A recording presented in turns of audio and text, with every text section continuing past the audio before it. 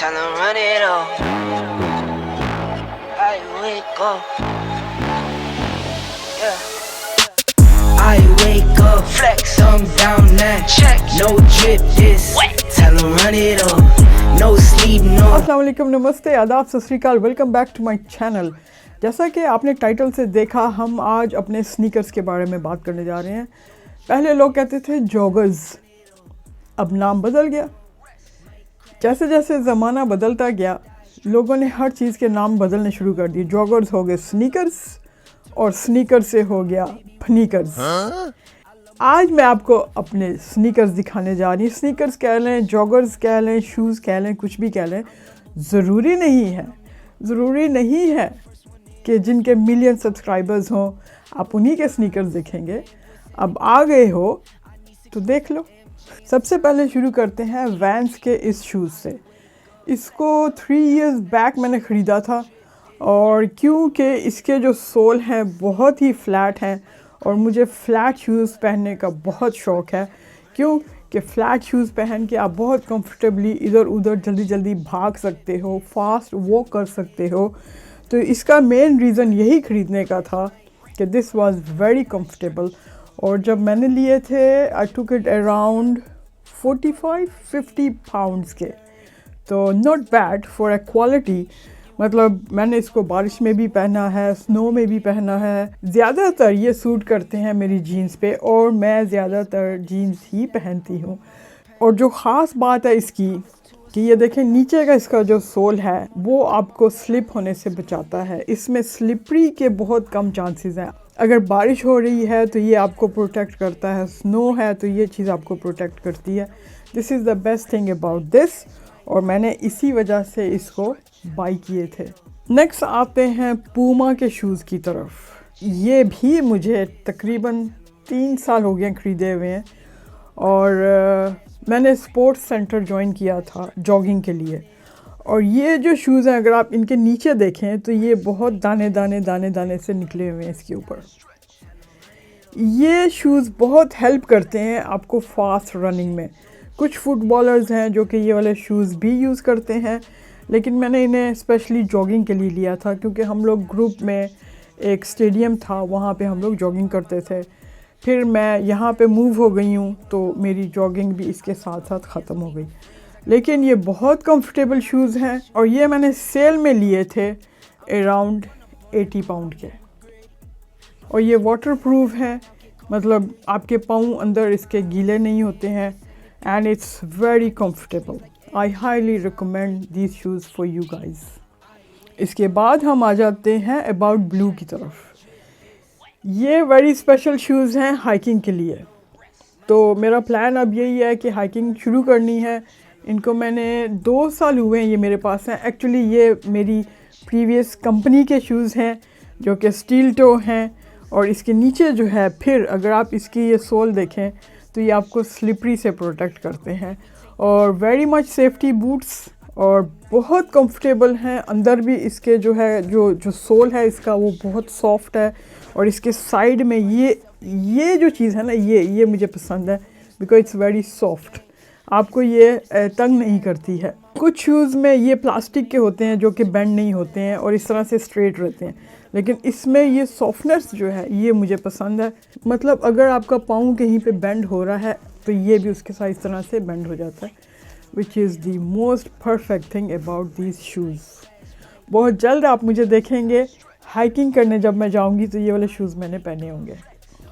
उसके बाद हम आ जाते हैं टेस्को ब्रांडेड शूज़। ये मैंने टेस्को से लिया था 2 साल पहले, जब बहुत यहाँ पे स्नो पड़ रही थी। और इसके अंदर अगर आप देखें तो ये शूज़ में फ़र लगा हुआ है, और ये फ़र जो है बहुत ज़्यादा आपको वार्म रखते हैं, आपके पाँव इसमें ठंडे नहीं होते। फिर दोबारा इसके नीचे देखें कि ये शूज़ आपको स्लिपरी होने से बहुत बचा लेते हैं।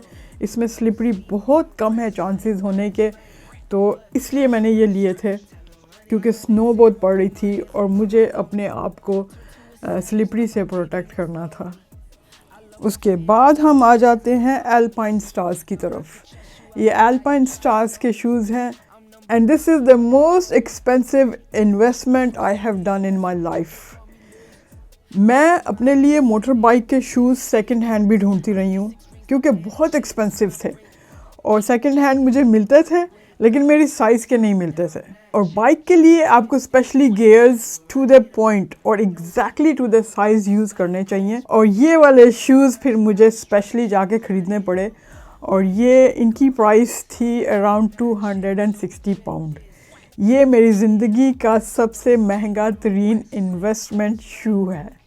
इसे हम हाइकिंग के लिए भी पहन के जा सकते हैं और फिर वही बात आ जाती है इसके सोल में, क्योंकि हमारे यहाँ का वेदर ऐसा होता है, हर वक्त बारिश, हर वक्त स्नो, तो इस चीज़ को बहुत देखना पड़ता है कि कहीं पे स्लिपरी तो नहीं है। And it is very much a safety shoe आप कह सकते हैं। और अगर आपको मतलब बाइक नहीं भी है तो उसके अलावा भी आप ये वाले शूज़ नॉर्मल लाइफ में यूज़ कर सकते हैं। उसके बाद हम आ जाते हैं माय मोस्ट फेवरेट शू, जो मैंने पिछले 2 साल से बहुत रगड़ा है और आपने मुझे हर जगह पे पहने हुए देखा है। ये है जी नाइक एयर मैक्स प्लस। इस शू को लेने से पहले मैं सोच रही थी कि इसके नीचे ये इतना बड़ा ये जो है लाइक एक तरह से हील टाइप है, it's not like straight soul.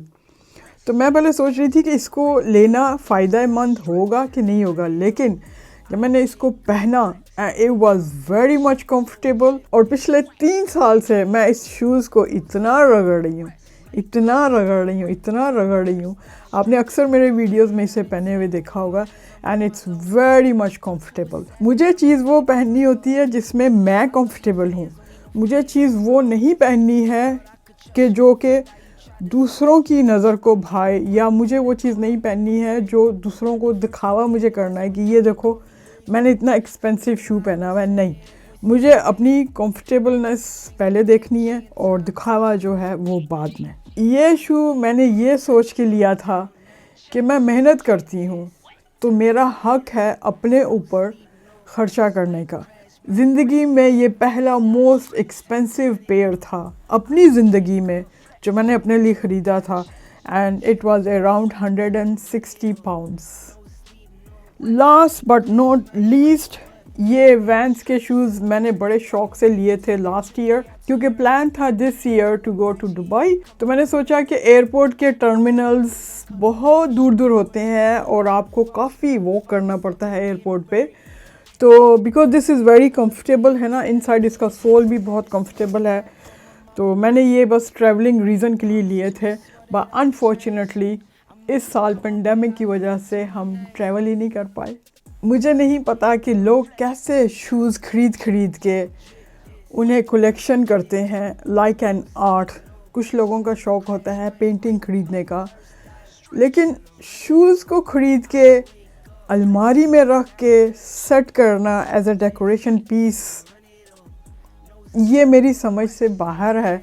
क्यों कि बहुत सारे लोग एक्सपेंसिव शूज़ लाइक $200 लाइक $300 के ख़रीद के अपनी कबर्ड में इनको सेव करते हैं। लेकिन मैं इतना ही कहूँगी, मुझे एक दफ़ा मेरे उस्ताद ने कहा था कि अगर किसी चीज़ की आपको ज़रूरत है और आप देख रहे हो कि आप उसके बग़ैर ज़िंदा नहीं रह सकते, तो आप उस चीज़ को, चाहे वो कितनी भी महंगी है, आप उस चीज़ को ख़रीद लो।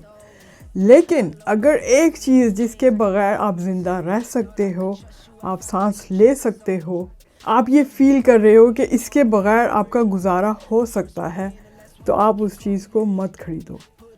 जाने से पहले सिर्फ़ इतना कहूँगी कि इन्वेस्टमेंट उस चीज़ में करें जिसमें रीसेल हो।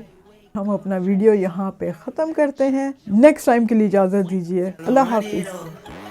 सैनिटाइज तो कर लो भैया, जूतों को हाथ लगाया, पता नहीं कहाँ से जूते होके आते हैं। एहतियात ज़रूरी है।